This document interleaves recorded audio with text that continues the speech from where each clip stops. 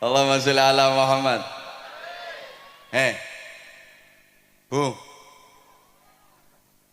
ada 3 golongan manusia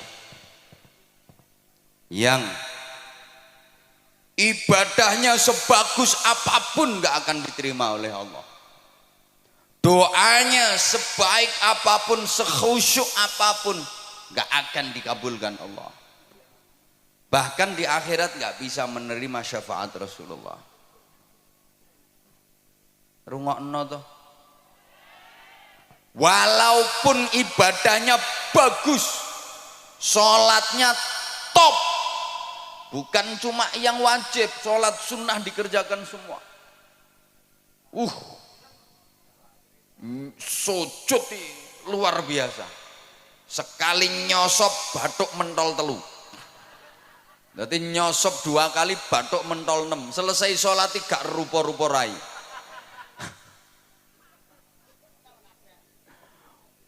Poso bendino, sodakoh nyah-nyoh, zakat ora mufakat, wiridan sak dalan-dalan maca Quran yo turut ratan. Berangkat haji tiap tahun, dia pergi umroh seminggu 5 kali. Yo iso ngomahe Mekah kok. Kan omahe Mekah.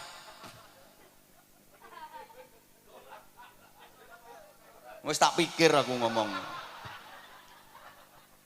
Ora iso kowe apa mbantah ora iso. Gak mungkin seminggu umroh berangkat ping 5. Omahe Mekah kok.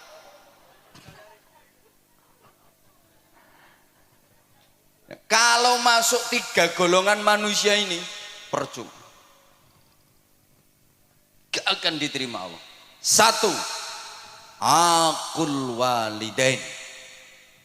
Anak yang durhaka kepada kedua orang tua. Naudzubillah.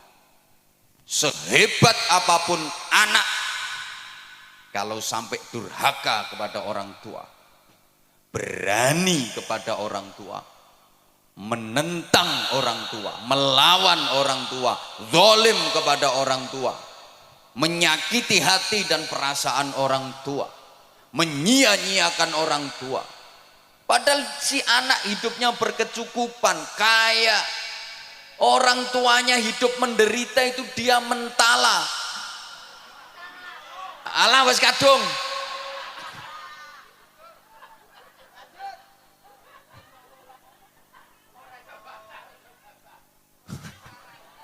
Sing ceramah aku apa sampean?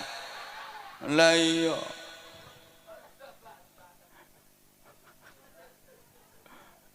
Walaupun ini anak alim, mangan kitab entek 2896, ilmune sundul terop, saking pintere sampai iso ngraji entut. Ngraji angin ini sak gampang, ngraji entut. Begitu tit kok.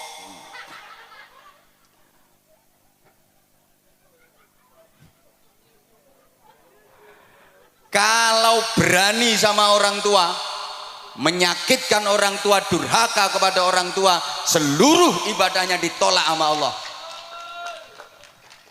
Doanya nggak akan dikabulkan oleh Allah. Bahkan di akhirat dia nggak bisa menerima syafaat Rasulullah. Walaupun secara lahiriah orang tuanya seakan-akan bersalah, karena dalam hubungan anak dengan orang tua itu undang-undangnya cuma ada 2 pasal. Pasal 1, orang tua tidak pernah bersalah. Pasal 2, apabila orang tua melakukan kesalahan, kembali ke pasal 1. Ya gak mumet, memang pasalnya cuma 2 kok.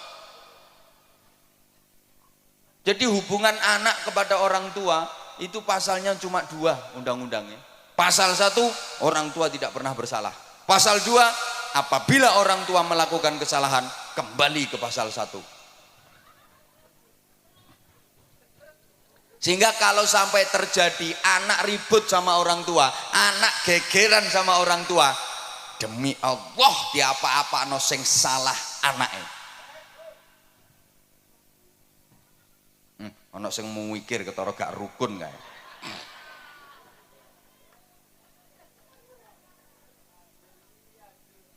Wajar. Karena nggak ada orang tua, nggak ada anak. Orang tua itu menjadi sarana, lantaran wujudnya manusia di alam dunia, betul? Boleh kene ana sing tanpa wong tua. Dadi marang bejudus teko lemah. Apa meletek teko watu.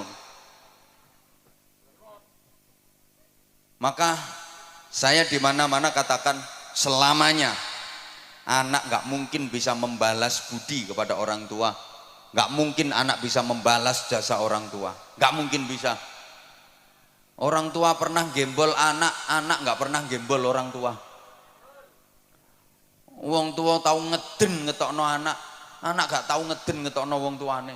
Ngedene yang ngetokno gedang goreng. Loh, orang tua merawat anak itu lama dan ikhlas, nggak ada yang berharap imbalan. Nah, aku ngerumat kowe sampai 20 tahun. Saiki kon wis dadi tentara. Ayo hitungan sedina aku njaluk upah 50.000. Enggak ada. Lah anak kalau merawat orang tua itu ya cuma sebentar, itu pun pamrih. Sulit ikhlas. Kadang orang tuanya sakit itu. Anak limo iso geger sak dulur. Sing ngramut ya sampean. Oh sampean bagiannya paling akeh kok. Biasanya ngono kuwi lambe-lambe kudungan.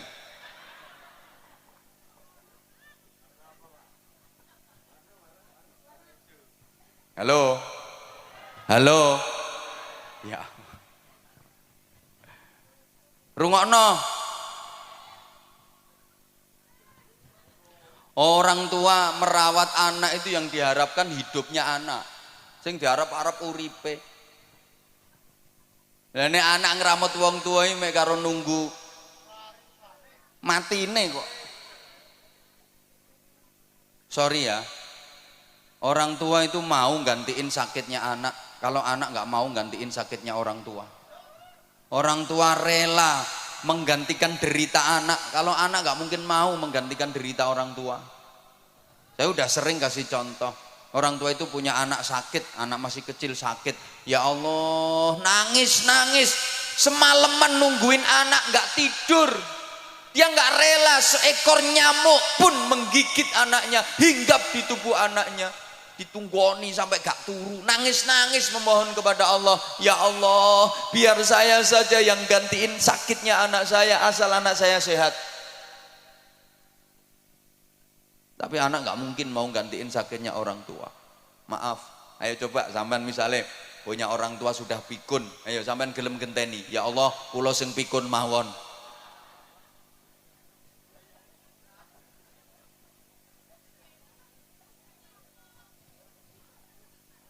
Orang tua tuh punya anak pilek, hidung tersumbat, sing nyumpel yo umbel, ndak iso ambekan, diapakno?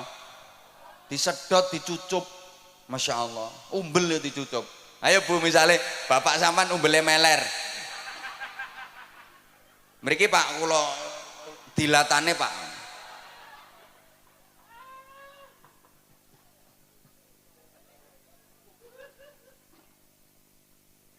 Lah orang tua itu siapa saja?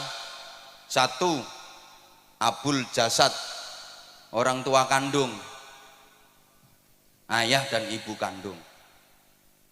Dua, abur ruh, yang merawat ruh, merawat jiwa, gurunya, kiainya, bunyainya, ustadz-ustadzahnya. Hukumnya sama orang tua. Kalau orang tua kandung itu yang merawat jasmani, kalau guru, kiai, bunyai itu yang merawat rohani. Iki dirungokno apa ora toh? Tiga, yang ngasih pasangan hidup, mertua, sama wajib dihormat. Bu, menantu kalau nggak rukun sama mertua, ya sama, itu namanya menantu yang tidak berbakti kepada orang tua, durhaka. Sama. Ada enggak? Ngacung.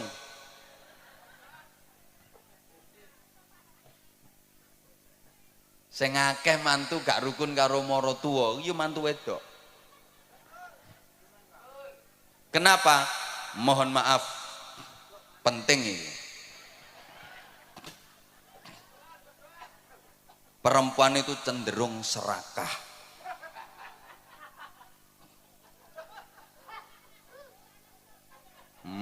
Wong lanang serakah ya eneng kok. Yang mbek kiai wani nyentak apa maneh mbek bojone. Mohon maaf, banyak istri yang tidak merelakan suaminya untuk berbakti kepada orang tua.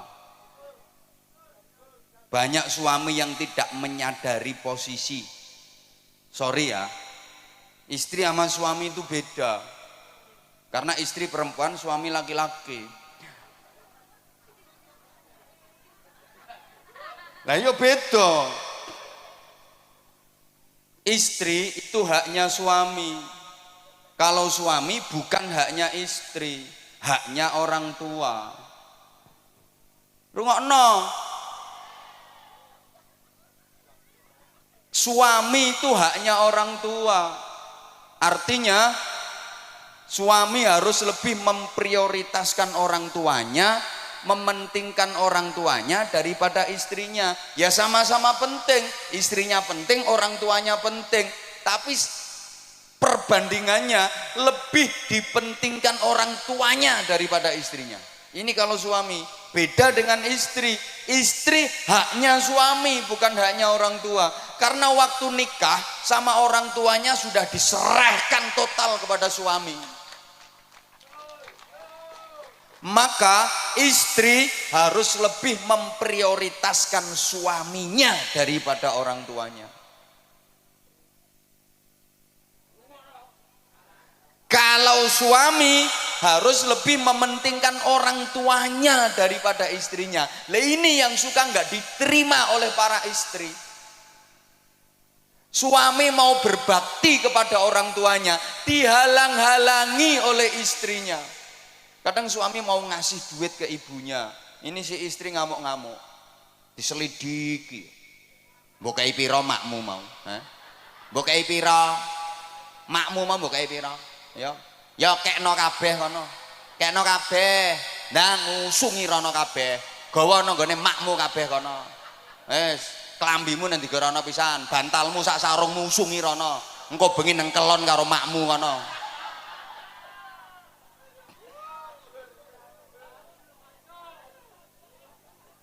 Suami mau berbakti kok dihalang-halangi. Bu, ibu harus sadar, bagi suami orang tua itu prioritas daripada istri. Bu, ikhlas nggih, relakan suamimu berbakti kepada orang tuanya. Yang orang tua suami adalah mertuamu. Maka istri solehah, calon-calon bidadari surga, itu adalah perempuan-perempuan yang mengikhlaskan, merelakan suaminya berbakti kepada orang tuanya. Suaminya lebih mementingkan orang tuanya daripada dirinya sendiri. Itu perempuan-perempuan solihah, calon-calon bidadari surga. Nggih Bu nggih? Nggih Bu nggih? Jadi misalnya, Bu, suami ibu punya duit 10 juta. Nah, ibu sebagai istri dikasih 3 juta, yang 7 juta dikasihkan ibunya suami. Ikhlas nggih?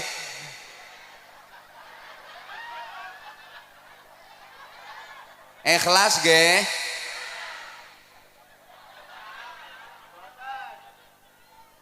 Ikhlas mboten? Mulane angel mlebu swargamu ya ngono.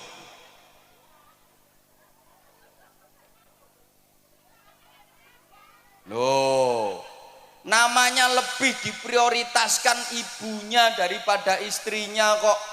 Jadi nek bojomu ku ndek duit 1 juta, sampean sebagai istri dikasih 300.000, yang 700.000 dikasihkan ibunya suami, dikasihkan mertuamu. Ikhlas nggih? Sapa ngomong tak jotos mau?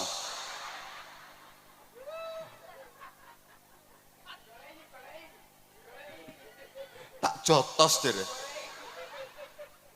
Kuwi istri apa petinju kok. Tak jotos der. Kalau ibu ikhlas, nah itu gampang masuk surga.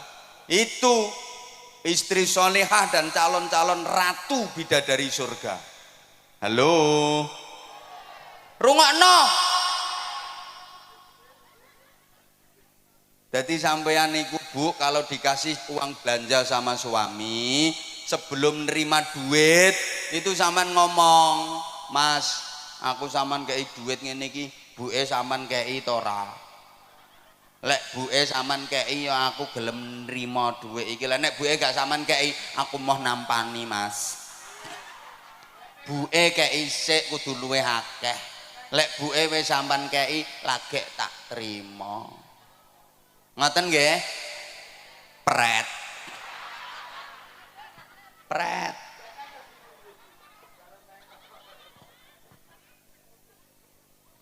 Jadi misalnya ibu dibeliin gelang sama suami, sebelum diterima tuh gelang ngomong, "Ya, aku sampean tukono gelang ini iki, ibu sampean tukono apa ora?"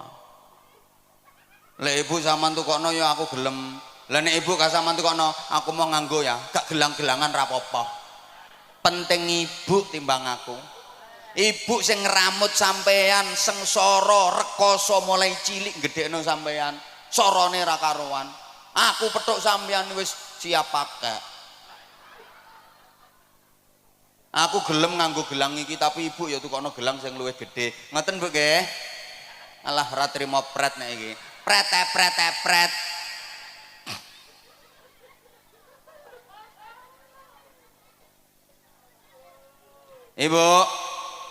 Ibu. Jadi misalnya ibu mau diajak berangkat umroh sama suami, ibu harus ngomong, "Ya, aku kata dijak umroh, ibu sampean jak taga. Lek ambek ibu aku ya gelem melu ya. Lah nek ibu gak sampean jak, aku ya mau. Padha-padha nek duwe sampean pas-pasan. Berangkat ambek ibu ae. Aku kari-kari gak apa-apa. Penting ibu timbang aku."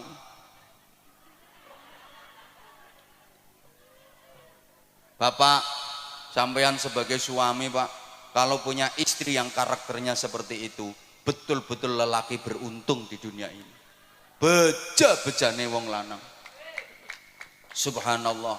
Itu istri solihah yang memuliakan suami dunia akhirat. Betul Pak. Kalau Bapak punya istri dengan tipikal seperti itu, aku pesen Pak, ramuten sing apik, jangan sia-siakan. Betul Pak. Perempuan seperti itu Pak, sebelum mati jangan dikubur dulu.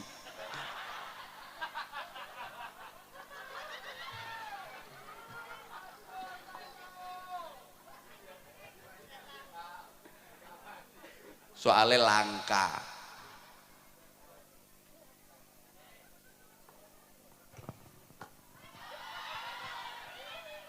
Lo udah 1,5 jam loh ini. Yang kedua, yang kedua, mahal yo gak melo urun kok. Yang ibadahnya pasti ditolak, doanya nggak mungkin diijabah, dan di akhirat nggak bisa menerima syafaat Rasulullah adalah para istri menengok. Lu memang iya kok. Istri-istri yang suka melukai perasaan suami, menyakiti hati suami padahal suaminya benar, dan suka membebani suami di luar batas kemampuannya. Tak baleni. Pengumuman. Ibadah sebaik apapun gak akan diterima Allah, doa sekhusyuk apapun gak akan diijabah Allah, dan di akhirat gak bisa menerima syafaat Rasulullah. Siapa? Istri-istri yang suka melukai perasaan suami, menyakiti hati suami padahal suaminya bener. Aku gak bakal suami sih gak bener.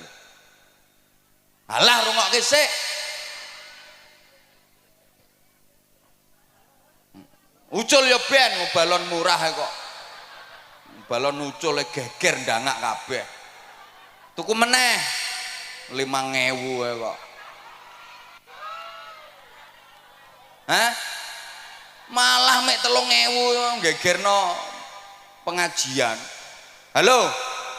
Halo? Bu, ini beneran loh Bu. Rasulullah pernah cerita, besok di akhirat itu ada perempuan yang wujudnya enggak wujud manusia, bentuknya enggak bentuk manusia, tapi ndasnya alah ndasnya itu ndas celeng, terus awak menengok lagi, awaknya awak khimar, wis gampangane ndase celeng awake jaran. Hi, ngeri. Ndase celeng awake jaran. Siapa itu? Ya tadi perempuan yang suka membebani suami di luar batas kemampuan. Wong suami lo penghasilannya sebulan ini lo cuma 2 juta. Nek njaluk blonjo saulan sampai 250 juta.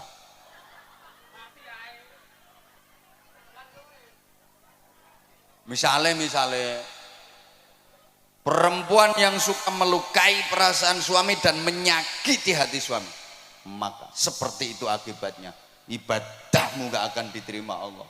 Tiwas dawir lambemu lah, dikir macam-macam percuma, doa nggak diijabah, di akhirat nggak bisa mendapat syafaat Rasulullah. Nah sekarang ganti, para suami ya harus fair dong. Nih yo kok wong wedok ae. Para suami laki-laki rungokno, yang suka melukai perasaan istrinya, menyakiti hati istrinya, maka akibatnya aku durung tahu krungu keterangannya. Saya belum pernah mendengar keterangannya. Jadi ya saya nggak pernah dengar dalilnya.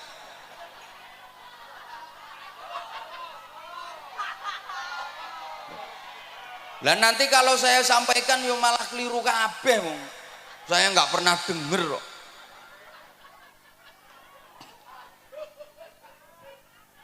Bagusnya perempuan itu nggak perlu ngerti dalil-dalil yang kayak gitu. Marake ngelamak, ngelunjak, ingkrah ndase wong lanang.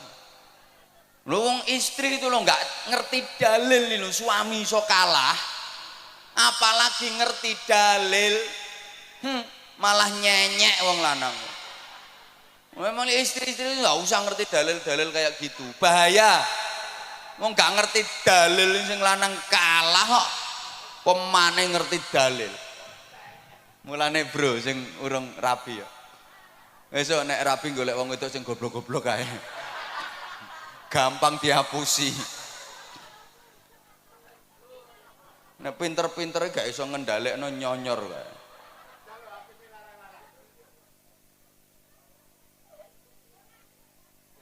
Yang ketiga udah itu berlalu. Yang ketiga, orang yang mutus silaturahim. Itu yang ibadahnya nggak akan diterima oleh Allah. Doanya nggak diijabah sama Allah. Di akhirat nggak bisa mendapatkan syafaat Rasulullah. Maka itu perlu kita hindari 3 hal tadi. Allahumma sholli ala Muhammad. Nah, selanjutnya jamaah rahimakumullah, perlu perbaikan diri. Peningkatan kualitas ibadah. Baik yang vertikal, hablum minallah, ibadah ritual, maupun yang horizontal, hablum minan nas, ibadah sosial. Halo. Dilanjut mboten? Oke, tak imbui. Ya, ini ibarat kerja itu lembur berarti. tambahan durasi ya. Gini, yo hidup ini harus selalu ada peningkatan dan perbaikan. Slogane hari ini harus lebih baik daripada kemarin, dan esok harus lebih baik daripada hari ini. Dalam menjalani hidup, pantang bagi kita untuk berprinsip aku masih seperti yang dulu, aku begini engkau begitu. Itu sama saja. Kalau orang Jawa bilang sami mawon, nek diteruske bokonge Mbak Mi dintup. Harus ada dinamika ke arah hidup yang lebih baik. Ibu bapak jamaah rahimakumullah, pembangunan musola ini harus disertai dengan pembangunan manusianya.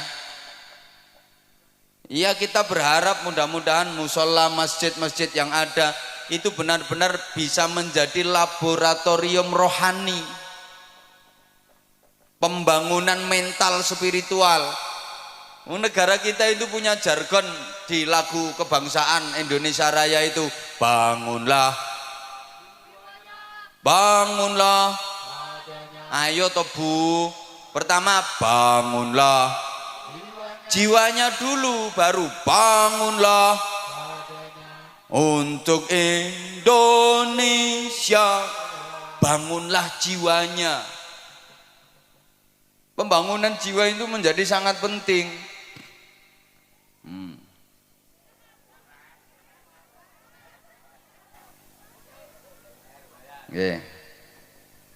Mohon gelas ini untuk dikeletak.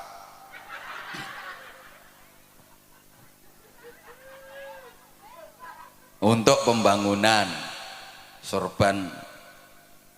Nggih. Iya. Nah itu juga termasuk bagian dari perbaikan. Nggih Bu nggih. Bu, saya yakin semuanya bawa duit. Kalau nggak bawa duit nggak apa-apa kok, kalung dilepas, gelang dipelorot nggak apa-apa, nanti biar dijual sama panitia. Ini pasti semuanya bawa duit. Saya nggak percaya kalau nggak bawa duit. Ono yang 100.000, ada yang 50.000, 20.000, 10.000, 5.000, 2.000, 1.000. Nanti kira-kira yang disedekahkan berapa?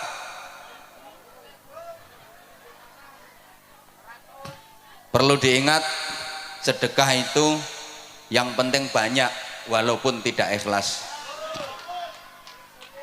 daripada ikhlas cuma sedikit. Tak baleni, lebih baik sedekah yang banyak walaupun tidak ikhlas daripada ikhlas tapi cuma sedikit. Kenapa? Saya berani bilang lebih baik sedekah banyak walaupun tidak ikhlas. Loh iya, daripada ikhlas tapi sedekahnya cuma sedikit. Karena kalau sedekahnya banyak, terus sedekah banyak, terus sedekah banyak, pasti lama-lama ikhlas. Mesti metu ikhlas. Mikir ora ikhlas, terus ngetokno akeh kok ora ikhlas.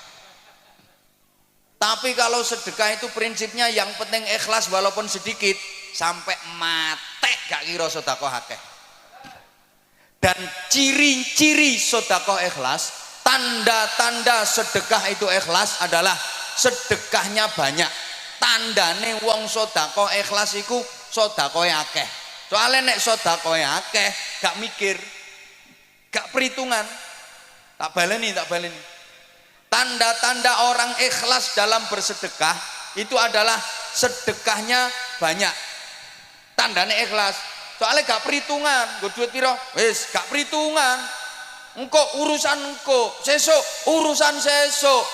Rezeki akeh sing guri, mesti ditempui, diganti sama Allah dengan ganti yang lebih banyak. Itu tandanya ikhlas. Nah, di antara tanda-tanda orang sedekah tidak ikhlas, itu sedekahnya nilainya kecil, sedekahnya sedikit, tandane wong perhitungan. Duitku karek 200, engko nek tak sedekahno 50, lak karek 150, sesuk bayar kreditan 70. Anakku sangune rungokno, nang ngaji gak butuh sangu anakmu. Halo, halo.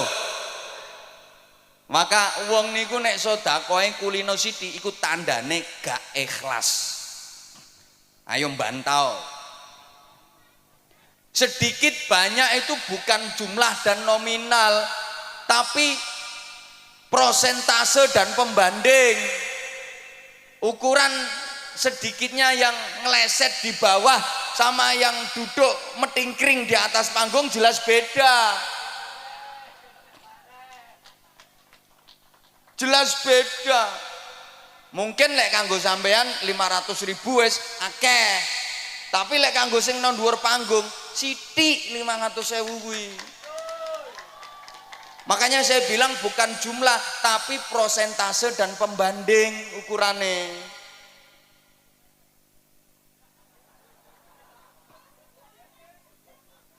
Lah iya, makanya kalau saya katakan di antara tanda ikhlas dalam bersedekah itu sedekah nominalnya banyak, nilainya banyak. Kuwi tandane ikhlas karena dia nggak perhitungan.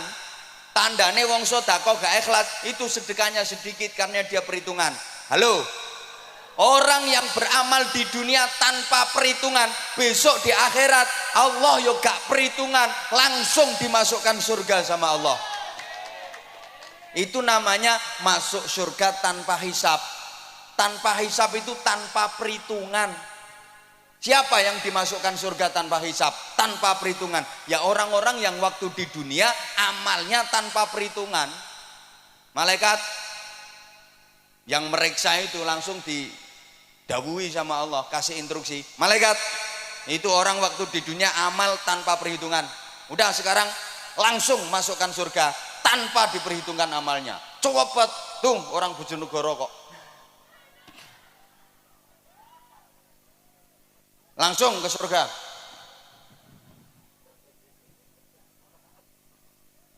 Halo, halo. Lah kalau orang di dunia amalnya penuh perhitungan, besok di akhirat Allah juga penuh perhitungan. Dihitung dulu, amal bagusnya ada berapa, amal jeleknya ada berapa, lebih banyak mana tangannya untuk muter tasbih sama untuk kopek jarene, lebih banyak mana itu, diperhitungkan semuanya. Lama perhitungannya itu, paham gak? Paham gak? Ada yang masuk surga bi ghairi hisab, tanpa hisab, itu artinya tanpa diperhitungkan amalnya. Orang-orang yang waktu di dunia melakukan amal tanpa perhitungan, besok di akhirat Allah memasukkan surga tanpa perhitungan. Tapi kalau amal di dunia diperhitung no, sok no akhirat awas diperhitung karo Gusti Allah.